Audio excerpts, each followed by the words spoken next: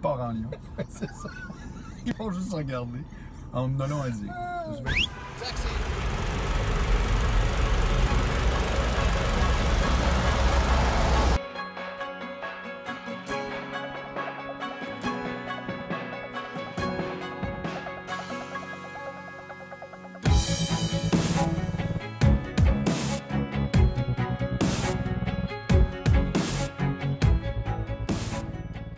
Salut tout le monde, ici Marc-André Morel et bienvenue à un autre épisode de CoachAxi.tv. Écoutez, vous l'avez reconnu, Marc Boilard, bonjour et bienvenue dans le Comment taxi. vas-tu? Salut, ça va-tu bien? Le flex d'animateur, c'est moi qui te demande en partant comment vas-tu. Ben oui, c'est ça. Je devrais me laisser un peu interviewer. Écoute, Marc, je sais que la plupart des gens te connaissent, mais te connaissent surtout du côté de la télévision. D'un passé sombre. Oui, c'est ça. J'étais jeune. Ouais, testostérone, ça s'appelait. Puis, mais là, on va aller en 2018, là où on est en ce moment. Ouais.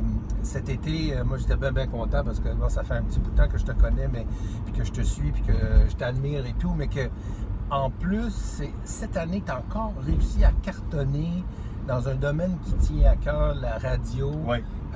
Parle-nous de ça, là, de tes succès. Ben, écoute, moi, j'ai une carrière en zigzag parce que, comme je dis des fois, j'ai choisi de ne pas choisir. T'sais.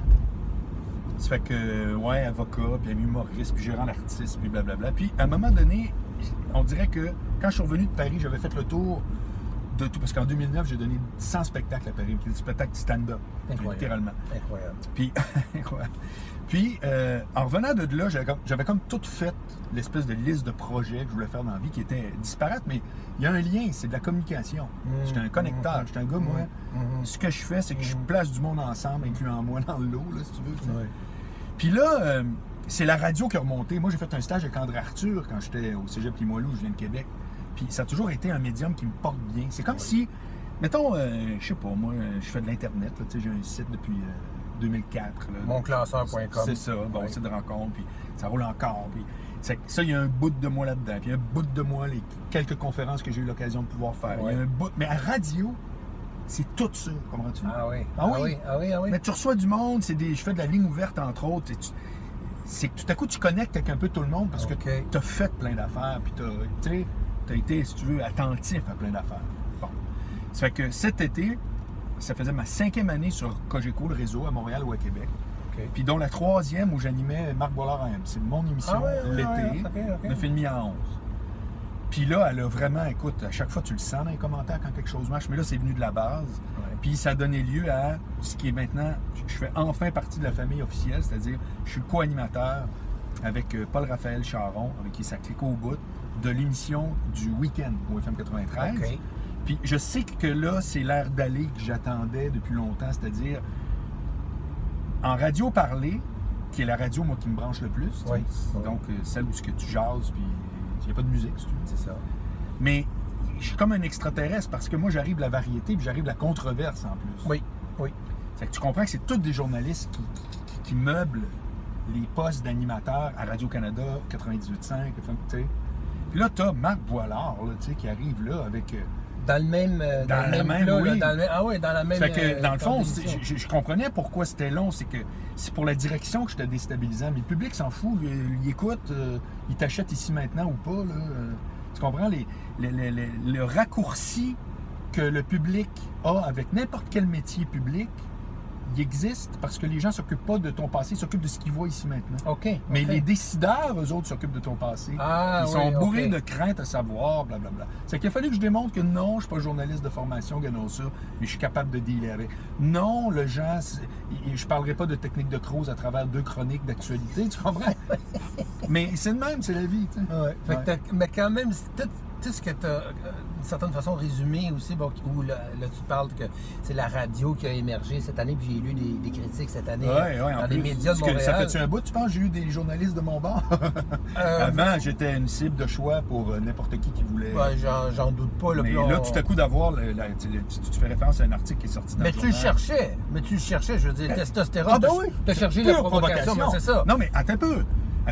C'était de la pure provocation, ça donnait exactement l'effet escompté. Où j'ai été surpris, c'est de voir que les gens de la business ont pogné ça comme du cash. Que monsieur, madame, tout le monde prenne ça comme du cash, mais c'était normal. Ouais. Je veux dire, c'était extrêmement provoquant ce que je savais ce que je faisais. Que les gens de la business n'ont pas ramasser un peu le gars, ce qu'on comprend, là, il est en train de se faire un nom. Mais aussi, c'est comme un personnage un peu, parce que moi, Moi, je disais, je fais un personnage pas de perruque qui s'appelle Marc Boilard.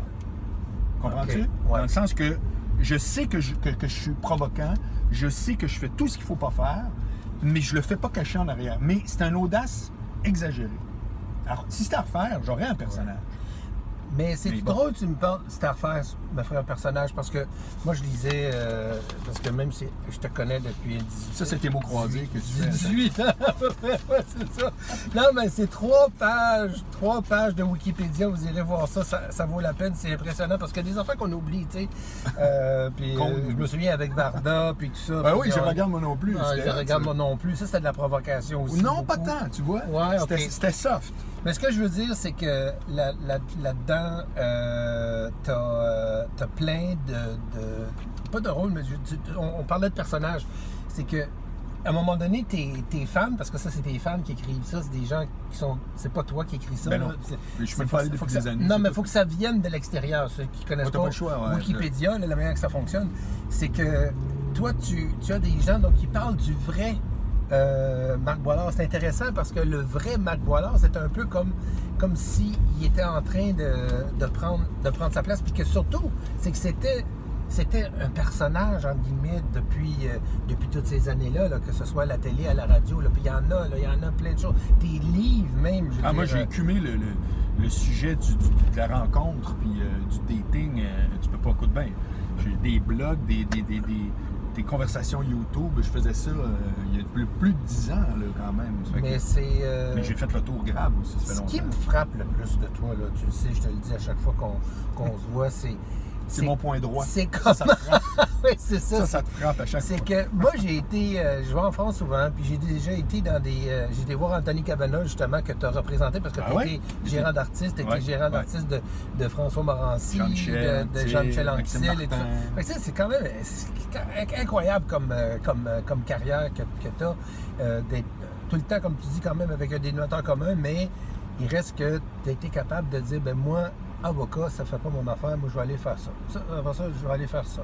À vrai dire, avocat, avant ça, je vais aller faire pour dire les vraies choses, juste pour faire une courte parenthèse, avocat, c'était prévu que ça allait pas être ma carrière. C'était juste le cours et le titre que je suis allé chercher. Ah, OK. Je donnais des spectacles à l'université. Mais ça va quand même dans la direction de ce que je suis en train de dire. C'est que moi qui me fascine chez toi, que j'admire, puis j'aimerais ça que tu nous donnes des indices à savoir si quelqu'un a le goût de faire, qu'est-ce qu'il a envie de faire. Parce qu'il y en a qui sont analystes dans une banque, puis ils aimeraient ça peut-être faire quelque chose de complètement différent, d'avoir leur propre entreprise. Il y en a que ça peut être tout simplement de devenir l'analyste. Je pense que moi, je préfère que tout le monde veut changer quelque chose. Oui. Mais comment ça se fait que toi, depuis le début, je me souviens, tu m'avais dit, parce que là, on avait commencé à parler de l'histoire en France, c'est qu'en France, j'ai vu des petites salles, je sais c'est quoi. À Paris, il y a 100 spectacles par soir, des one-man shows. Là. Nous autres, on en a quelques-uns là, quand même. Là, au Québec, on est chanceux. Mais à Paris même, sur ce territoire-là... Combien t'as dit qu'il y en a par jour? 100 par soir, qu'on m'avait dit. Des one-man shows, oui, mais des spectacles, c'est plus de 300 par soir. C'est plus de 300 par soir. Enfin, il y a de la à Paris, pas en France. Non, à Paris, c'est ça on dit. Fait que moi, j'avais vu quelqu'un, j'avais vu une femme près de mon hôtel là, qui avait son spectacle comme ça, one-man show un peu avec l'humour et tout. Puis je sais que toi, tu l'avais fait. Je me souviens parce qu'à ce moment-là, je crois être encore le seul Québécois qui s'est autoproduit. Mais c'est extraordinaire, mais ça n'a pas de bon sens, là, parce qu'en plus, tu n'as pas justement le pouvoir médiatique que les Stéphane Rousseau de ce monde avaient à l'époque. On n'en parlait pas, on n'a jamais parlé de ça qui t'avait fait ça. C'est énorme de remplir plus ou moins à chaque soir à Paris pendant 100 soirs. C'est extraordinaire. Fait que pour moi, qui connais plein de gens qui ont fait des moves latérales, mais qui n'ont pas nécessairement tout le temps trouvé leur place et qui savent pas mal ce serait quoi leur place, mais qui manquent de courage, qui manquent de peut-être un petit peu de leadership ou quoi que ce soit, qui ont quelque chose qui fait qu'ils ne vont pas jusqu'au fond. Qu'est-ce que tu leur dirais à ces gens-là là, pour ceux qui veulent exprimer leur raison d'être? Je vais te répondre à la lumière de mon expérience, pas nécessairement de grandes théories. OK? La première affaire, c'est c'était dans un livre de Dale Carnegie que j'avais vu ça, puis je l'ai vraiment expérimenté. C'est dans son fameux livre L'art de se faire des amis. OK. Comment écrit dans les années 30, c'est pas les faire. 36, oui. Et non, excuse-moi, c'est pas celui-là, c'est How to Stop Worrying and Start Living. OK. Que j'ai trouvé fantastique. Pourtant, je suis pas un inquiet de nature, mais j'ai trouvé cette lecture-là géniale. Ça, je l'ai vraiment fait. Arrêtez d'avoir des soucis. Là. Ouais. Okay. Comment tu fais? Alors, lui, le truc qu'il donnait, que je trouve génial, simple, que j'ai fait, c'est qu'il dit, dans un projet que vous avez, c'est quoi le pire qui peut arriver? Le pire, c'est quoi le pire? Bon, si tu es prêt à vivre le pire, c'est qu'il n'y a aucune raison de ne pas y aller. Là, j'ai fait, c'est quoi le pire si je m'en vais en France? J'ai fait, coudonc, je peux vivre avec ça. Tu comprends? Ça, c'est un. Ouais. Deuxièmement, ce que personne ne va te dire, parce que là, tu as des recettes là-dedans. Ah, faut pas avoir peur. Tu as fait, ben oui, c'est facile à dire. Ouais. La deuxième affaire, c'est l'ego, l'ennemi. C'est pas la peur. C'est l'ego, l'ennemi. De perdre la face. De perdre la face. Ouais. De dire, je vais aller en France, j'avais 42 ou 43 ans dans le temps. Mes affaires roulaient très bien. Ben oui. J'étais allé avec un jeune coloc québécois. J'ai dormi sur le divan-lit. C'était confortable. On était en plein milieu de Paris. C'était une magnifique expérience. Mais il fallait mettre l'ego de dire, coudonc, moi, dans la vie, j'ai mon condo. Ben oui, c'est ça. J'ai ma maison, j'ai ma piscine, je ferais pas ça. C'est l'ego, dans le fond. C'est pas le confort. C'est l'ego. C'est de quoi savoir de l'air. C'est que ça, c'est l'autre affaire. Puis, je te dirais que l'affaire la plus simple que personne encore veut dire, c'est quoi que ce soit que tu veux réaliser, il faut que tu acceptes de payer le prix. Oui, comme quoi? Comme payer le prix de tout. De traverser la rue, c'est un apport calorique que tu as besoin parce que tu vas en dépenser. Je peux pas être... On commence à la base, tu penses? C'est qu'il faut que tu acceptes de payer le prix. Ça fait que tu décides à un moment donné que tu es gérant d'artiste, du succès au bout, tous tes clients, ça marche à mort, mais tu fais crime. Moi, dans le fond, je suis fait pour être devant la caméra. Mais oui, c'est sûr qu'au début, ça déstabilise du monde. Ton transfert, il y a une baisse de revenus, etc. Voyons donc, qui peut prétendre l'inverse? Mais tu te dis, je vais payer le prix. Oui. Ça fait que c'est pas sexy. J'aimerais ça dire, hey, savez-vous quoi, tout le monde, on se lève debout, puis... Non, c'est pas ça qui va faire la différence. C'est drôle, hein? Tu m'entends pas dire, il faut pas avoir peur, il faut avoir une grande motivation. Je trouve pas que c'est ça, les affaires névralgiques. C'est payer le prix, mettre l'ego de côté. Regarde, 50 ans, j'ai attendu que Cogeco me prenne au sérieux alors que ça marchait au bout. J'étais le gars d'été, le remplaçant de... Je te dis pas que c'était déshonorant de faire ton émission. Non, mais t'aurais pu, c'est ça. J'aurais pu dire, c'est pourquoi manger un char, telle affaire. À un moment donné, ils ont dit, c'est-tu quoi, on t'a d'en face. Puis il est arrivé des affaires aussi. Ça, c'est l'autre affaire.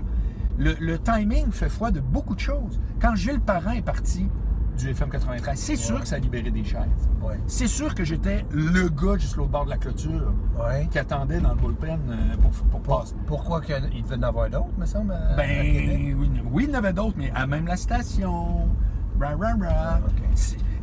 T'es pas toujours choisi dans la vie parce que t'es le meilleur. Tu connais la constante de Planck? Ah, Max Planck. Tu sais ce que ça dit? Ouais. Bon, alors je le résume pour ceux qui nous regardent. C'est que lui, sa formulation un peu poétique, il disait « La science avance une funéraille à la fois ». En un mot, quand il y a une nouvelle idée, même si elle est scientifiquement prouvée, mais qu'elle est nouvelle, c'est pas que les gens l'achètent parce que « Oh mon Dieu, voilà la vérité ». C'est que ceux qui pensaient comme avant et qui résistent à la nouvelle idée finissent par littéralement mourir.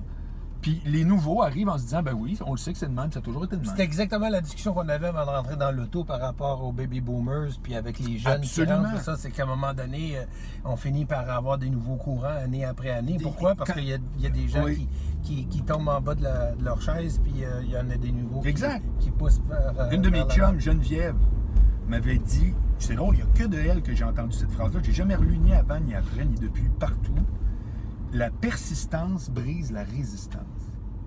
Pour toutes sortes de raisons, mais j'aimais cette idée-là que le mot persistance est plus fort que la résistance à ton désir que les choses arrivent.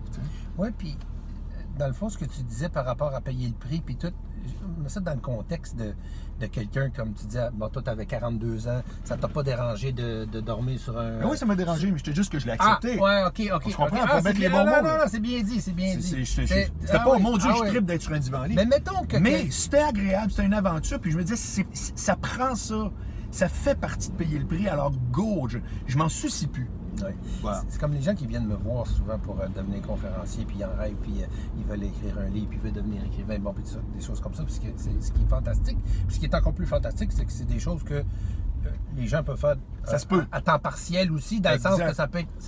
Par contre, moi, je parle des gens qui veulent vraiment changer, là, qui veulent laisser leur job de vendeur ou ballon de quoi que ce soit, d'analyste ou comme je disais tout à l'heure, de gestionnaire, peu importe, et faire autre chose. Mais il y a souvent les gens qui vont me donner les objections les plus courantes, c'est, bon, ce que tu as dit, c'est extrêmement vrai, c'est en haut de la chaîne, mais par contre, il y en a qui ont des enfants, il y en a qui ont un mari ou une femme qui peuvent pas nécessairement abandonner comme ça. Je suis bien d'accord. Fait que là, moi, je sais que ceux qui ont voulu, parce que je sais qu'il y en a qui sont venus à moi puis qui voulaient faire ça, ils étaient ailleurs, ils étaient mariés, il y avait un enfant qui venait d'arriver, mais hypothèque à la maison, la femme était d'accord, c'était quelque chose qu'il voulait absolument faire. Voilà. Puis il y a 24 ans dans une journée. Ce petit gars-là, qui est rendu un homme aujourd'hui, qui s'appelle Richard Aubé, que je salue, qui ça fait au-dessus de 10 ans, qui est conférencier puis qui va très bien, mais il l'a fait jusqu'au bout. Puis c'est vrai que des fois, il faut que tu embarques quelqu'un d'autre avec toi. Ça se peut que tu aies besoin d'embarquer ta conjointe, ton conjoint.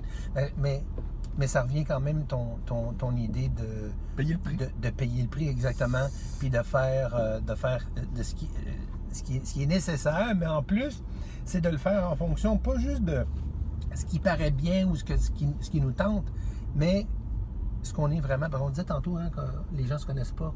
Fait que des fois, ça paraît. Ça a l'air bien le fun d'être conférencier. Ça a l'air bien le fun d'être à son compte. Ça a l'air bien le fun d'avoir sa propre business. Ça a l'air bien le fun de faire de la radio ou quoi que ce soit. Mais il faut vraiment sentir. Puis toi, comment tu l'as senti que tu étais pour persister justement à vouloir faire de la radio? Qu'est-ce qui faisait qu'en dedans de toi, ça te disait reste, Marc, reste. Pour une raison obscure, j'ai décidé que j'allais faire tout ce que je veux dans la vie. Puis je sais pas pourquoi. Je sais pas quoi te répondre d'autre chose. Ouais, moi, je m'en souviens de ça. C'était en 2000-2001, tu m'avais dit ça. Puis ça m'avait vraiment jeté par terre. Parce que Morancy a déjà dit de moi, c'est drôle, il a déjà dit, Boilard, c'est le gars le plus heureux que je connais, il fait ce qu'il veut à peu près quand il veut. Mm-hmm. Puis ça vient avec de l'adversité. Sérieuse adversité. C'est pas un walk in the park. Mais de un, c'est vrai que j'ai le bonheur facile. Donc ça, à quelque part, malheureusement, il n'y a pas de truc. Je suis né avec le bonheur facile, tant mieux pour moi. Puis je suis très heureux de ça, puis je le reconnais.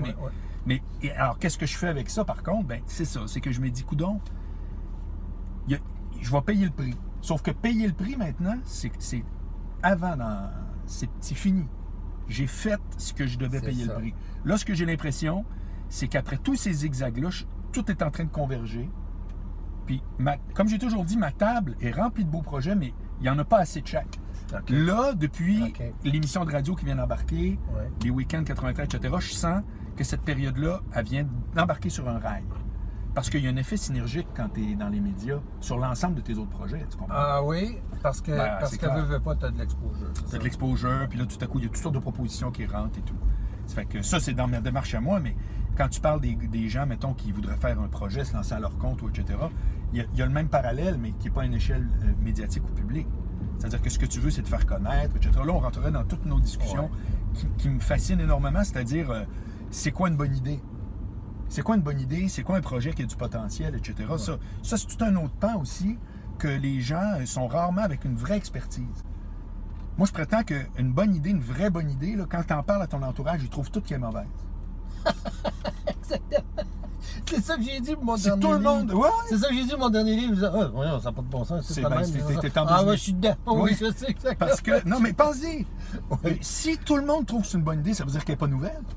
Ah oui, entre autres. Oui, tout ça fait entre autres. Ou qu'elle est trop consensuelle pour quelqu'un qui a toujours provoqué. En tout cas, c'est pas nouveau. En tout cas, écoute, un gros merci d'avoir été dans le taxi. Ben oui, c'est ça. Tu vas me garocher dehors, là, comme un... Ouais, mais écoute, je te laisse avec le taxi officiel. Et puis, j'aime ça. Tu peux remonter tant que tu veux, même si tu fais de la radio. Le prochain coup, je t'en arrière. Je ne sais pas exactement pourquoi, mais on parle de nouveautés. Merci beaucoup. Ben voilà, salut.